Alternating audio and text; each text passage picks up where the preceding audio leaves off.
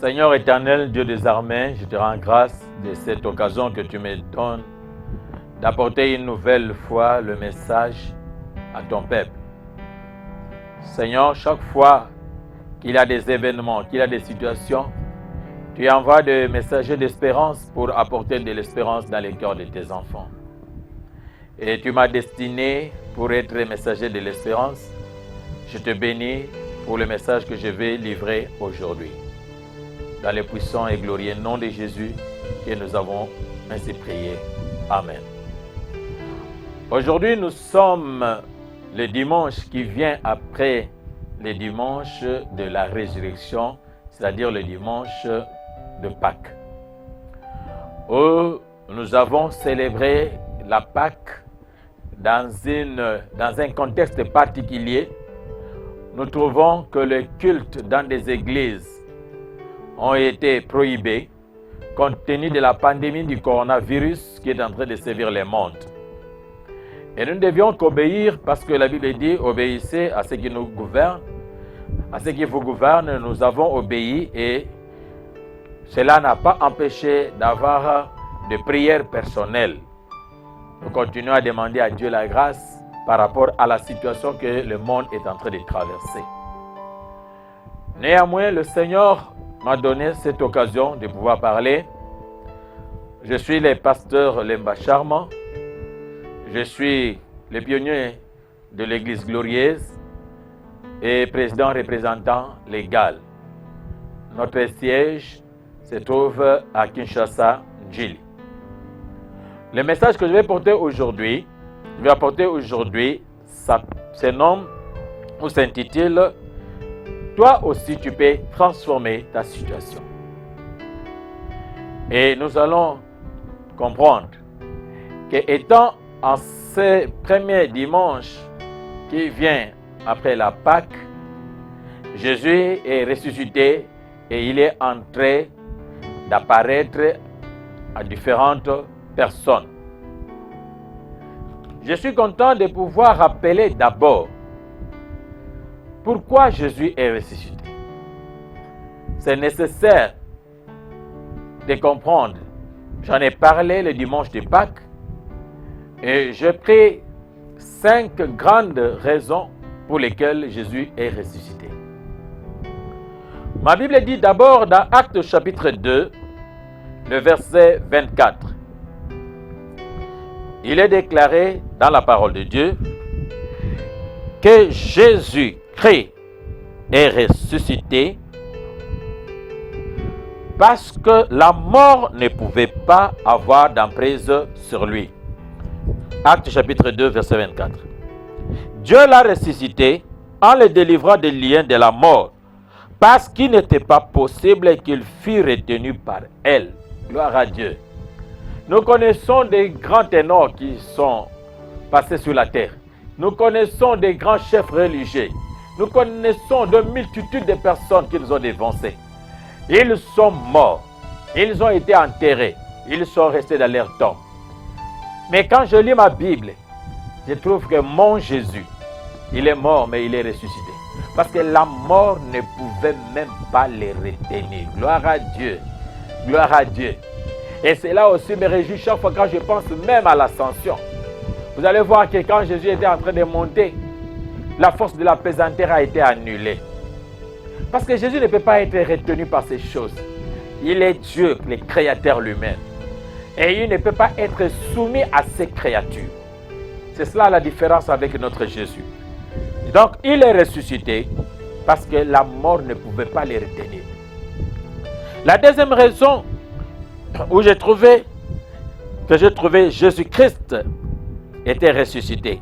La raison, ma Bible dit, parce qu'il devait être le Seigneur de morts et de vivants. Ça, c'est dans Romains, quand nous lisons cela. Romains chapitre 14, le verset 9. Car Christ est mort et il a vécu. Alors, enfin, de dominer, d'être le Seigneur des morts et des vivants. Même dans les tombeaux, Jésus est Seigneur. Il est ressuscité parce que tout genou doit fléchir devant lui.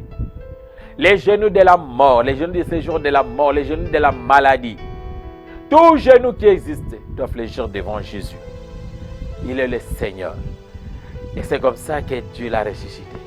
Et l'apôtre Paul dans son discours, l'apôtre Pierre dans son discours, nous sommes dans Actes chapitre 2, le verset 36. Là aussi j'ai aimé ce que j'ai découvert. Que toute la maison d'Israël sache donc avec certitude que Dieu a fait Seigneur et Christ, c'est Jésus que vous avez crucifié. Il fallait que Jésus devienne Seigneur pour que tout lui soit soumis. Par conséquent, il fallait qu'il ressuscite. Jésus-Christ est ressuscité. J'ai trouvé dans Romains chapitre 4. La Bible me dit dans le verset 24 et 25 quelque chose qui va vous réjouir parce que ça m'a réjoui aussi. Romains 4, 24 à 25. C'est encore à cause de nous, à qui cela sera imputé, à nous qui croyons en celui qui a ressuscité des morts, Jésus-Christ notre Seigneur, lequel a été livré pour nos offenses et est ressuscité pour notre justification. Gloire à Dieu, alléluia. Jésus-Christ est ressuscité pour que nous soyons justifiés. Qu'importe les accusations que le diable peut porter sur notre passé, qu'importe ce qu'il peut penser, ce qu'il peut dire, des péchés que nous avons commis. Alléluia. Aujourd'hui, nous sommes justifiés, déclarés innocents par celui-là même qui est mort et ressuscité pour nous. Parce que Christ est ressuscité, nous sommes justifiés. Oh, gloire à Dieu, nous sommes justifiés, frères et sœurs. Ne marchons plus avec la condamnation de nos péchés passés. Ne continuons plus à marcher avec des soucis de nos péchés passés. Christ nous a justifiés. Vous êtes justifiés par le sang de l'agneau. Qu'importe vos péchés passés. Le diable fera tout pour vous les rappeler. Mais Jésus ne se souvient même pas de cela. Parce qu'il a passé l'éponge. Il a oublié les fautes passées. Et surtout que vous avez pris la décision de marcher dans une nouveauté de vie. Quatrièmement, j'ai découvert dans Romains chapitre 6, le verset 4, un autre élément. Gloire à Dieu.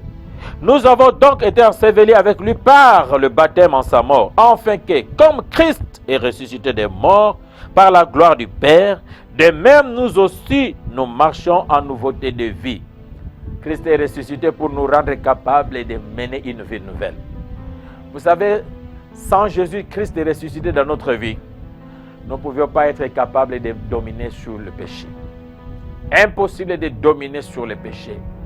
Parce qu'autrefois, quand nous étions pécheurs, quand nous ne connaissions pas encore Christ, c'est le péché qui nous drainait, c'est le diable qui nous conduisait. Mais aujourd'hui, nous sommes en train de marcher selon l'Esprit parce que nous devons plaire à Dieu. Et cela, c'est grâce à la résurrection de Jésus-Christ. Alléluia. Et le Christ est ressuscité. Romains chapitre 7, le verset 4, nous dit aussi, de même, mes frères, vous aussi, vous avez été par le corps de Christ, mis à mort en ce qui concerne la loi, pour que nous appartenions à un autre, à celui qui est ressuscité des morts, afin que nous portions des fruits pour Dieu. Christ nous a ressuscités pour que nous soyons capables de porter des fruits pour Dieu. Aujourd'hui, porter le fruit de l'esprit, vivre dans l'amour, dans la paix, dans la bonté, et tout cela n'est possible que grâce à Christ ressuscité dans notre vie. Nous portons le fruit. Aujourd'hui, nous pouvons être des témoins. Et avec fierté, le Seigneur peut nous pointer du doigt pour nous montrer qu'il compte sur nous, que nous sommes les témoignages, qu'il a refait notre vie, qu'il est le potier par excellence, qu'il nous a transformés. Parce que Christ est ressuscité d'entre les morts, nous donne la capacité de porter le fruit pour Dieu. Et voilà pourquoi j'aime le Seigneur. Voilà pourquoi je glorifie sa résurrection. La mort ne pouvait pas les retenir. Et grâce à cela aussi, nous sommes devenus des porteurs de fruits pour Dieu. Au ciel, le Seigneur se bat la poitrine, dit, moi aussi, j'ai des peuples. C'est pourquoi nous parlons du royaume de Dieu. Il n'y a pas un royaume sans citoyens. Nous sommes les citoyens de son royaume. Et là, notre vie est différente par rapport à la vie menée dans le royaume du diable. Le diable ne peut rien contre nous aujourd'hui parce que nous ne lui appartenons plus. Nous appartenons à Christ. Et les péchés ne peuvent plus dominer dans notre corps. Parce que notre vie et notre corps appartiennent à celui qui est mort et qui est ressuscité. Donc Christ étant ressuscité, maintenant, une semaine après, étant le dimanche qui vient, après le dimanche de Pâques, je regarde et je dis Seigneur merci. En lisant ma Bible, je découvre que c'est la période où Jésus est en train de circuler. Il est en train d'apparaître, en train de voir les gens pour leur montrer qu'il a remporté la victoire chez la mort. Et cela, il va prendre 40 jours, gloire à Dieu. Quand il est en train d'apparaître, il apparaît à chacun de sa manière. Rappelez-vous, il est dit dans Jean chapitre 20, le verset 19, que lorsque Jésus est apparu à ses disciples, ils étaient renfermés par la crainte des Juifs. Ils étaient renfermés, ce qui veut dire qu'ils étaient dans le confinement. Je découvre cela dans la parole de Dieu, que le Seigneur est apparu aux disciples d'Emmaüs et ils étaient en voyage.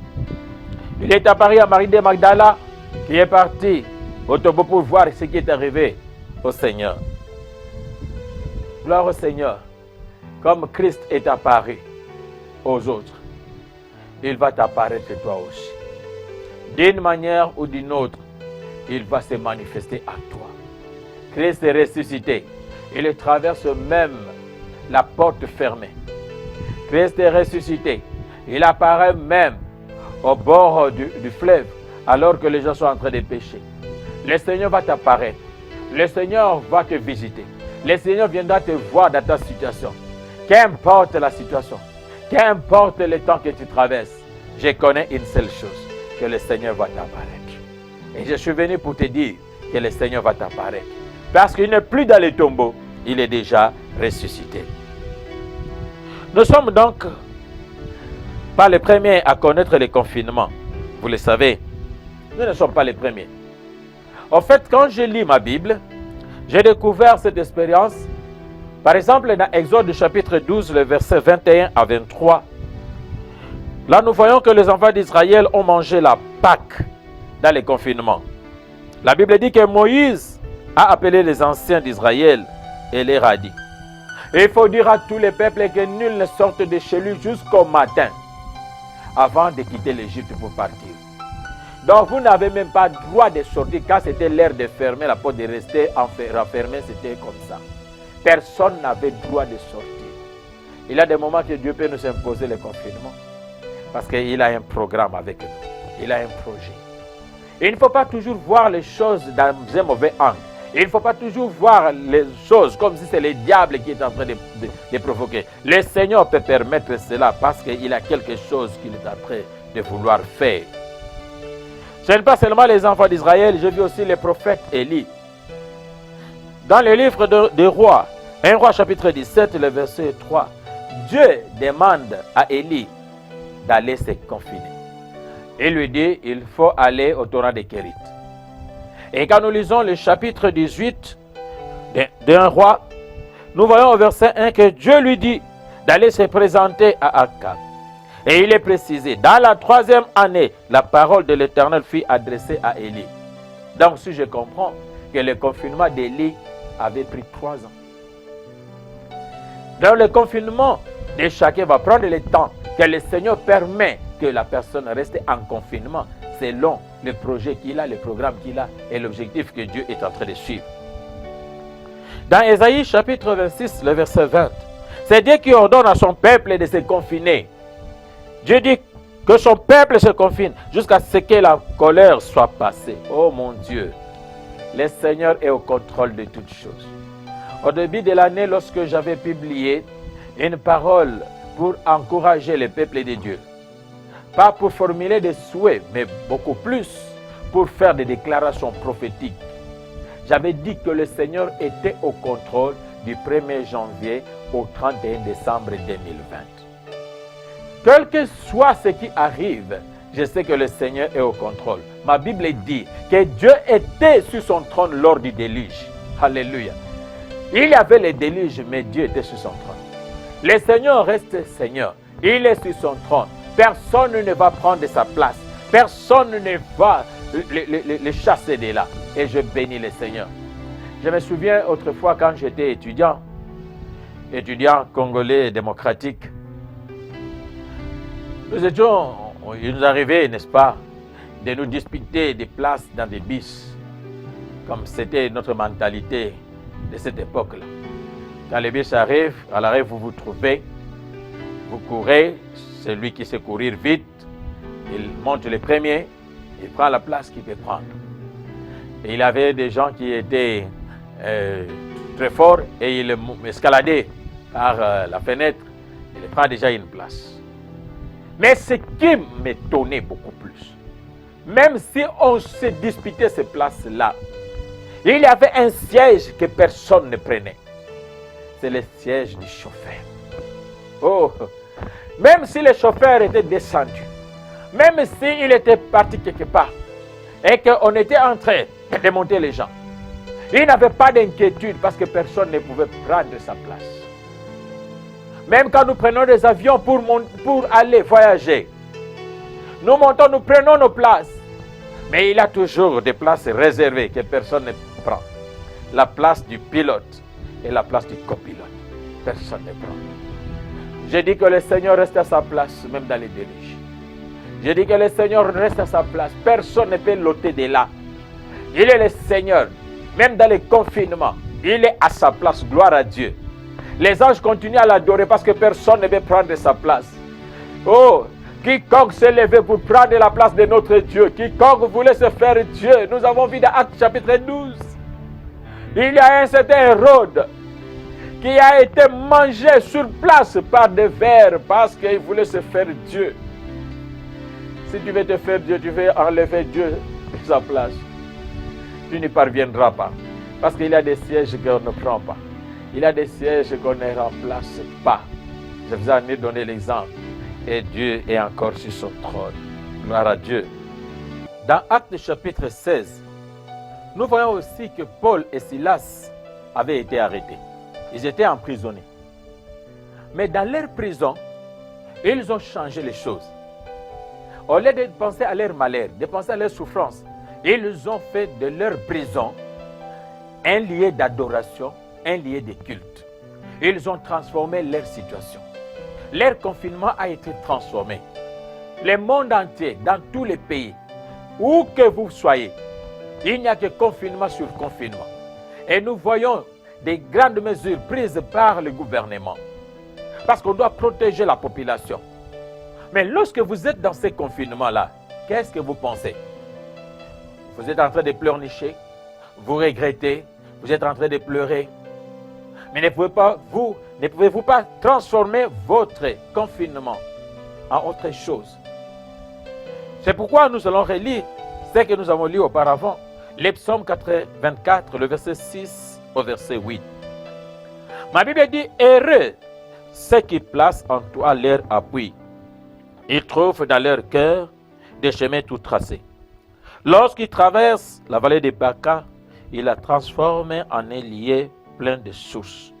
Et même la pluie vient la couvrir aussi de bénédictions. Vous voyez, quand je regardais cela, j'ai commencé à dire, oh Seigneur, il y a quelque chose qui fait contraste ici. Des gens qui placent leur appui dans le Seigneur, qui placent leur appui dans Dieu créateur. Mais il leur arrive de traverser la vallée de Baca. Ne comprenez-vous pas? Ils marchent avec le Seigneur, conduits par le Saint-Esprit, mais il leur arrive des fois de traverser la vallée des pleurs. Ils traversent la vallée des pleurs. Oh Dieu merci, parce que la vallée des pleurs n'est pas faite pour habiter, mais elle est faite pour être traversée. C'est pourquoi même dans les psaumes 23, lorsque David est en train de dire, quand bien même je traverse la vallée de l'ombre et de la mort, je ne crains rien, parce que je sais que tu es avec moi. Je suis en train de dire à quelqu'un qu'il peut arriver de traverser la vallée de Baca, la vallée de pleurs, où tu es en train de pleurer. Tu sens les rejets. Tu es abandonné. Tu ne sais pas qu'est-ce qui va t'arriver dans la suite. Peut-être que tu perds de l'espérance. Mais je suis en train de te dire que cette vallée-là, tu finiras par la traverser. Il n'y a aucune habitation que le Seigneur a prévue pour toi dans la vallée. Dans la vallée des pleurs, tu traverses. Ça peut être long, ça peut prendre des jours, ça peut prendre des semaines, mais tu finiras par la traverser. Parce que tes yeux ne sont pas dans la vallée, mais tes yeux sont déjà aux abords de la vallée. De l'autre côté, il dit dans le psaume 23, tu prépares pour moi une table en face de mes adversaires. Les gens qui t'ont vu traverser la vallée des Baca, les gens qui t'ont vu traverser les confinements, qui pensaient qu'en sortant de là, tu seras maigrion, tu seras malade, tu vas mourir. Je le déclare dans le nom de Jésus, en tant que prophète du Seigneur. Je suis en train de déclarer une longue vie pour toi. Je déclare la santé pour toi. Je déclare le changement dans ta vie, dans le nom de Jésus. Quiconque pense à ta mort, il va te recouvrer vivant. Tu vas les rencontrer après ces confinements. Je déclare que tu ne mourras pas. Tu ne mourras pas dans le nom de Jésus. J'éloigne de toi la maladie. Je prophétise la longue vie. Je prophétise le changement. Je prophétise la grâce. Je prophétise des bonnes choses pour ta vie. Je déclare dans le nom de Jésus, avec l'onction prophétique que je sens, je déclare que le Seigneur te libère. Il est en train de te libérer. Il est en train de te bénir. Il est en train de changer ta situation. Quelles que soient les cellules qui sont entamées, quelles que soient les cellules qui sont mortes, je les ressuscite dans le nom de Jésus. Je prophétise la longue vie. Ils vont attendre ta mort, mais tu vivras longtemps. Parce que la grâce du Seigneur est sur toi. La grâce nous surprend toujours. Tu traverses la vallée de l'ombre de la mort, mais tu ne vas pas t'arrêter là-bas. Tu ne mourras pas. La mort ne te surprendra jamais. Parce que c'est lui qui est avec toi. Il est au contrôle. Je prophétise des grandes choses. Ça, c'est le temps de cache-toi. Mais le Seigneur va te manifester devant le monde. Il va te sortir. Tu vas apparaître avec des nouveautés. Des grandes choses que le Seigneur va faire avec toi. La vallée de l'ombre de la mort, je la transforme en source d'eau. Que des sources d'eau soient remplies dans cette vallée. Et que la pluie vienne même couvrir. Que la pluie vienne même s'abattre sur cela. Que la pluie amène la vie. Même s'il y a des ossements desséchés. Que cela reprenne la vie dans le nom de Jésus-Christ. Oui, c'est la vallée des Baca. Mais tu vas transformer cela. Parce qu'il y a des chemins tout tracés dans ton cœur. De quel chemin il s'agit? Il s'agit de la foi. Et il s'agit de l'espérance. Oui, avec la foi et l'espérance, tu vas traverser la vallée des Baca. Je le déclare dans le nom de Jésus-Christ. La mort ne peut pas t'arrêter, l'échec non plus. Oui, je suis en train de dire que le temps que tu traverses transforme ton confinement. Oui, tu es à l'espérance. Ma Bible déclare qu'il transforme cela, transforme ta situation. Les moments que tu es dans le confinement, les moments que tu es à la maison, je suis en train de dire que le Seigneur te donne le temps de te parfaire. Le confinement ne vient pas pour te tuer, mais le confinement te donne l'occasion de te parfaire. Tu avais beaucoup de dossiers accumulés, tu avais des matières à revoir, tu avais des cours à étudier, mais tu n'avais pas assez de temps. À ce moment de confinement, tu peux aussi exploiter cela. Je suis en train de te dire qu'il y a de nouveaux projets que tu peux aussi programmer dans ta tête, dans ta vie. Parce qu'en sortant du confinement, tu dois être une nouvelle personne, une autre personne, une personne qui a la sagesse, une personne qui a la connaissance de la parole de Dieu, une personne qui a augmenté son temps de prière. Oui, le confinement vient pour te parfaire. Et ma Bible déclare que lorsque je traverse la vallée des Baca, ce qui arrive, j'ai aimé. Leur force augmente pendant la marche. Oui, parce qu'ils savaient que je suis en train de partir. Ils se disaient, nous sommes en train de partir. Nous sommes en train de partir à Sion. Nous sommes en train de partir à la maison de Dieu. Ils ont continué à marcher. Toi aussi, continue à marcher. Va te présenter à Dieu. Il faut dire, Seigneur, fais que l'église, les cultes soient libérés. Parce que j'ai hâte d'aller dans ta maison. Il ne faut pas perdre ta foi. Le Seigneur t'a fait grâce d'avoir le chemin tout tracé, le chemin de la foi et le chemin de l'espérance. Je t'assure, peuple de Dieu, enfants de Dieu, membres de l'Église glorieuse, je dis à chacun de vous, quand nous allons rentrer à l'Église, nous serons au complet. Personne, je déclare, dans le nom de Jésus, personne ne va manquer. Ni adulte, ni enfant. Personne ne va manquer. Parce que dans notre cœur, il y a l'espérance. Dans notre cœur, il y a la foi. Et l'espérance ne trompe jamais. L'espérance ne trompe jamais. Nous allons nous revoir. Tout ce que tu as perdu en cet temps bien-aimé. Quand tu étais en train de penser que tu as perdu de l'argent, tu as perdu beaucoup de choses. Au même endroit que Pierre n'avait pas eu le poisson, c'est le même endroit qu'il a eu du poisson. Je vais te dire que dans ce même travail-là, dans cette même parcelle où tu habites, dans cette même église que tu fréquentes, où tu verras la main de Dieu, parce que le Seigneur est en train de préparer une surprise pour toi. Transforme ta situation. Que ce ne soit plus les pleurs, que ce ne soit plus les regrets. Il ne faut pas te mortifier. Il ne faut pas penser que le Seigneur t'a abandonné. Je dis non, le Seigneur ne t'a pas abandonné. Mais il veut seulement que tu apprennes une leçon et que tu comprennes que toi aussi tu peux transformer ta situation. Le confinement n'est pas venu te tuer. Je répète que le confinement est venu pour te parfaire. Qu'est-ce que tu fais de ce confinement? Le Seigneur ne t'a pas oublié, il connaît. Il connaît quand tu te lèves, il connaît quand tu dors. Il connaît la situation que le monde est en train de traverser. Il n'a pas oublié un seul pays. Il n'a pas oublié la RD Congo. Il n'a pas oublié l'Afrique. Il n'a pas oublié le monde. Il reste Dieu. Il reste Dieu. Et le Seigneur te connaît. Lève-toi. Fortifie-toi. Continue de marcher vers la maison de l'Éternel. Marche vers ta destinée. Et que ta foi ne défaille point. Que Dieu te bénisse. À la prochaine.